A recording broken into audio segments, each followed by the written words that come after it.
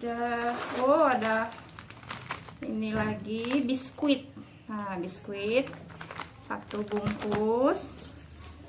Lalu ada susu. Wah, ini mah isinya nyenengin anak-anak semua ini. Assalamualaikum, welcome to my channel.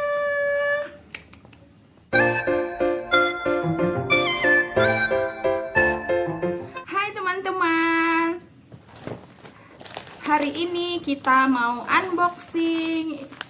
Ada paketan, tapi ini bukan paketan Shopee ya, ini PMI. Karena tadi ayahnya anak-anak itu habis donor darah, ada jadwal donor darah di klinik perusahaan kami hari ini. Jadi begitu, setiap donor darah itu pasti ada bingkisannya ya. Nah, ini dari PMI. Ada apa aja isinya? Yuk kita unboxing. Adik Nusa udah nggak sabar. Nah, ini seperti ini tadi ya. Isinya yang pertama pasti ada roti. Oh iya, ini adik Nusa rotinya nih. Mas mau Naina? Oh, ini ada ini. Cuma itu. Ada aqua roti. Nah, ini enggak. Aku nanti aja lah kenyang. Oh iya. Adik mau yang mana ini? Oh, ada bolu pisang. Bismillah, ini adik bolu pisang. Itu paruh. Aku nanti mau juga. Oh, masih sisa ini ya? Ya. Separuh gitu. Ada bolu pisang. Ini adik minum dulu, minum. Oh, adik suka ini. Bismillahirrahmanirrahim. Oh, jadi saya yang mau ke rumah sakit. Kemana-mana. Ayahnya yang donor, tapi kalau bingkisannya seperti ini anak-anaknya yang menikmati. Alhamdulillah ya. Nah, ini Rangki mau. Adik mau. Bagi 2 sama adik. Ayah ini. Ini ada bolu pandan. Terus ada apa ini ya? Nih, roti seperti ini ya. Ini dia dari toko roti.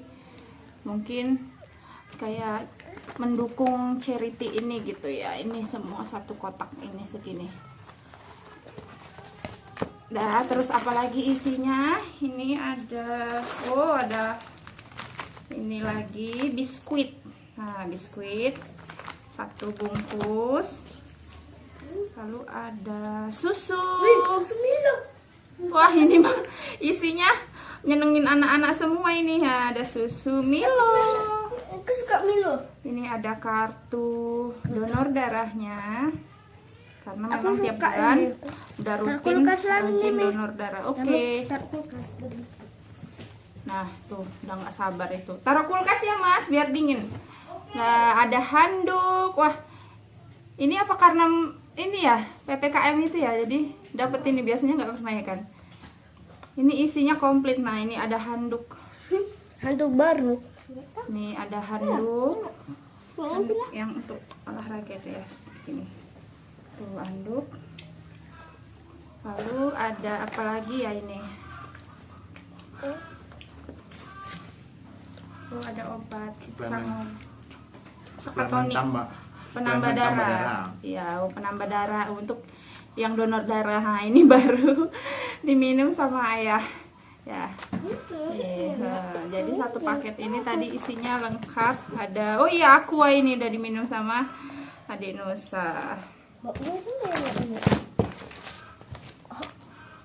Keren ya, banyak hadiahnya. Bukan hadiah sih, bingkisan. Jadi tadi banyak ya yang itu, Banyak. yang donor. Banyak.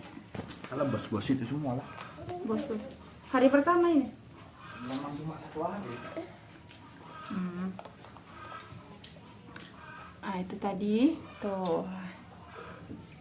Adik minum apa, Dek? Adik, Umi boleh bagi. Bismillah.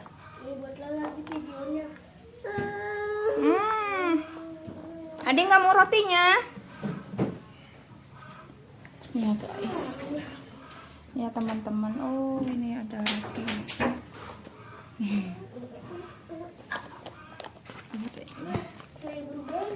Bismillah. Yang ini saya blueberry. Ya, rasa selai blueberry. Ini kartunya. Kartunya ini nah. Nah, ini sangat berguna ya, yang ini pastinya nih. Handuk bisa untuk adik bisa juga tuh untuk iya. Adik tuh.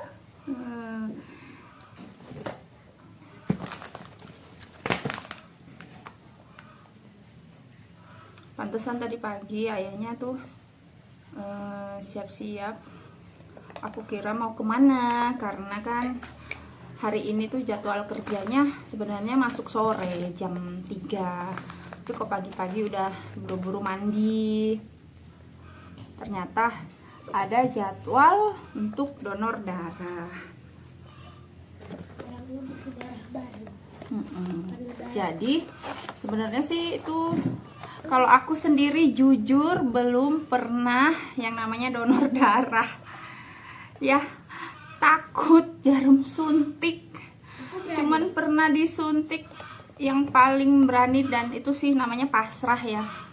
Saat melahirkan itu disuntik yang namanya apa, suntik sorong atau suntik apalah itu yang namanya diambil darah, itu hanya pada saat melahirkan aku berani, dan itu pun pasrah ya karena keadaan darurat. Sedangkan gimana kalau KB itu, makanya kalau KB aku nggak berani. KB suntik bulanan atau yang 3 bulan itu aku nggak mau, karena aku nggak suka disuntik. Dulu waktu hamil, kalau setiap cek apa tuh namanya, cek tensi gitu ya, yang kalau setiap namanya peksi, kalau di sini namanya peksi ya untuk ibu-ibu hamil itu di klinik itu, setiap bulannya biasanya aku darahnya rendah di bawah 10, kadang 10, nggak pernah lewat dari 10, kadang 9. Nah itu pasti wajib untuk disuntik karena ibu hamil ya. Padahal udah sabar deh, udah habis itu. Padahal itu kalau ibu hamil, setiap hamil tuh aku nggak pernah ada pantangan dan bisa makan apa aja masuk. Aku nggak ada mual, nggak ada muntah. Oke, nggak ada mual, nggak ada muntah, jadi enak, semua bisa dimakan. Dan ngidam itu nggak pernah yang aneh-aneh, semua bisa aku makan. Jadi setiap peksi itu, kenapa sih kok darah aku tuh mungkin tipe yang darahnya rendah ya. Jadi udah makan bubur kacang hijau, udah minum jamu, udah minum jus atau apalah yang dibilang untuk menambah darah, itu udah aku lakuin. Tapi tetap aja darah aku tuh kalau dicek tuh setiap hamil tuh nggak pernah di atas 10 atau 9, dan itu pasti wajib suntik. Dan itu suntiknya di pantat itu sakit sekali, sampai nggak bisa rasanya duduk, bahkan duduk tuh di bantal kan sakit gitu. Jadi aku nggak berani atau KB yang suntik-suntikan lagi. Dan dulu nih mamam Mas duduknya di bawah situ lah. Dan kalau KB dulu pengalaman setelah anak pertama itu ya, aku untuk mengatur jarak aja, aku jadinya pakai KB implan yang dipasang di lengan sini ya bun, di lengan itu.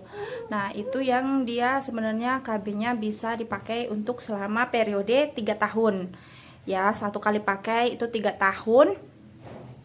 Tapi karena aku hanya untuk menjarak aja agar nggak kebablasan gitu ya, karena punya anak masih bayi, takutnya nanti kebablasan malah punya adik lagi, jadi mending di jarak aja. Jadi aku pakainya nggak sampai 3 tahun, aku pakai 1,5 tahun, terus sudah aku buka ya. Itu dulu bayar waktu pertama ada implan itu, aku pasang yang model yang satu batang itu aja. Itu aku harganya berapa ya, dulu di tahun 2014 itu harganya 250.000. Kalau yang 2 batang itu, yang kan dia kalau dipasangnya bentuknya V gitu di lengan gitu ya, itu harganya dulu 150.000 kata bidannya. Cuman aku nggak berani pasang yang 2 itu karena gila ya, bentuknya V gini kan di lengan gitu, terasa aku takut nanti proses cabutnya, karena proses cabutnya itu kayaknya ngeri gitu. Jadi aku hanya berani untuk pakai yang 1 batang dan itu harganya lebih mahal, tapi nggak apa-apa. Jadi 1,5 tahun kemudian aku buka implannya, karena udah misalnya mungkin 1 tahun ke depan program nanti bisa punya adik lagi, anak kedua. Jadi anak yang pertama itu udah 3 tahun gitu ya kan, sekitar 3 tahunan. Dan nanti umur adiknya misalnya sudah setahun dan udah abangnya itu kan udah bisa diantar TK gitu. Jadi pas nganter anak TK udah adiknya ini udah bisa lah aku bawa-bawa. Ternyata meleset perkiraan kami itu ya, namanya semua rencana kita itu atas izin Allah ya. Jadi udah direncanakan program, belum hamil juga anak kedua itu ya. Jadi ya udah sampai yang si Ranggi anak pertama itu masuk TKA di usia 4 tahun ya Mas, 4 tahun itu juga belum hamil. Lalu dia umur 5 tahun baru alhamdulillah baru positif. Jadi dia udah 2 tahun TK, udah nganter sana sini ya, baru udah ikut acara sekolahnya. Bahkan aku pas hamil tua, hamil 9 bulan itu acara penerimaan rapot di TKB dia waktu itu ya. Jadi kan setiap penerimaan rapot itu yang mengambil itu wali muridnya. Jadi setiap murid-muridnya yang mendapatkan prestasi gitu, jadi ayah atau bundanya yang maju untuk menerima pialanya atau hadiah-hadiahnya dan foto bersama para gurunya. Jadi aku di situ lagi hamil tua 9 bulan, perutnya udah besar banget ya kan, udah susah untuk berjalan, udah sesak gitu rasanya. Dan itu dipanggil maju ke depan di atas panggung, bahkan pentas gitu ya, pentas.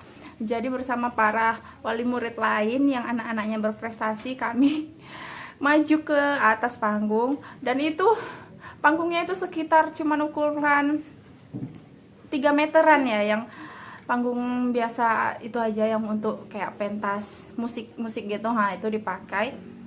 Itu rasanya aku foto tuh jadi aduh kasihannya Mak Bun, aduh kasihannya Bumil, perutnya udah besar. Jadi terpaksa aku ikut naik perlahan dibantu.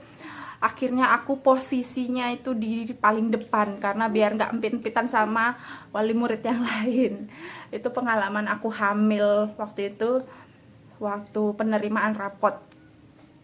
Dan setelah itu jadinya sampai sekarang anak kedua aku anak kedua si Nusa udah berusia 1,5 tahun, tapi aku belum KB nih, belum KB. Insya Allah KB sendiri aja dulu. Jadi mudah-mudahan, takutnya nanti lama lagi karena efek dari apa itu ya, KB itu ya, hormonalnya itu ke badan itu, takutnya nanti lama lagi kalau misalnya mau program lagi. Jadi ini masih KB manual aja, ibaratnya KB sendiri menurut sesuai catatan tanggal menstruasi kapan gitu ya. Jadi itu aja yang aku ikutin. Kalau minum pil KB itu aku nggak suka minum minuman obat. Jadi kalau kayak pil itu walaupun cuman kecil aku nggak suka, apalagi tuh kan mesti rutin setiap hari.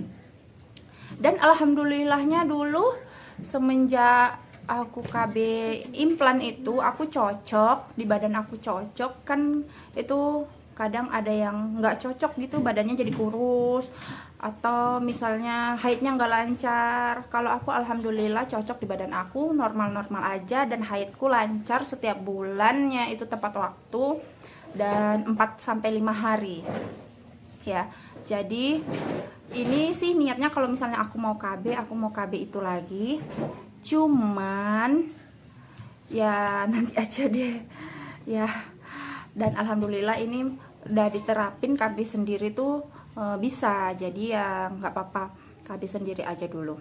Oh ya teman-teman di rumah sekalian, kira-kira udah sering atau udah pernah belum nih ya yang namanya donor darah.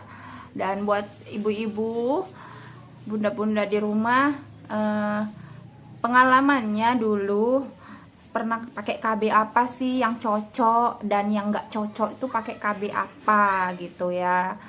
Kalau yang spiral itu aku nggak berani bun, aku takut karena kan itu dipasang di vaginanya ya, dimasukkan dari situ tuh, aku nggak berani karena takut aja.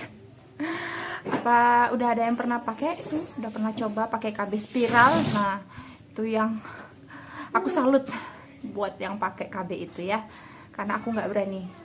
Dan sebenarnya donor darah tuh bagus ya untuk tubuh kita. Itu aja ibaratnya kan darah kita itu dikuras, terus jadinya tubuh, sel-sel tubuh itu, sel-sel darah di dalam tubuh kita itu jadinya jadi berkembang biak lagi, jadi memproduksi sel-sel darah yang baru lagi. Jadi sehingga tubuh kita itu jadi fresh lagi atau sehat lagi. Bahkan ada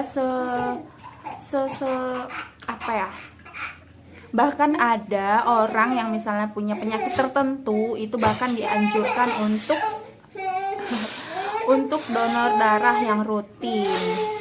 Atau bahkan ada tetangga aku yang bilang dia tuh pernah bisulan gitu ya, tahu kan ya bun, bisulan yang gede-gede itu kadang di kaki gitu ya, suka di kaki atau di mana gitu, di pantat ya.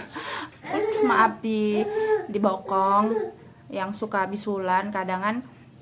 Bahkan itu tetangga aku bilang itu tuh bagus bagi orang yang punya sering riwayat tuh bisulan atau ada bendol-bendol apa gitu ya penyakitnya.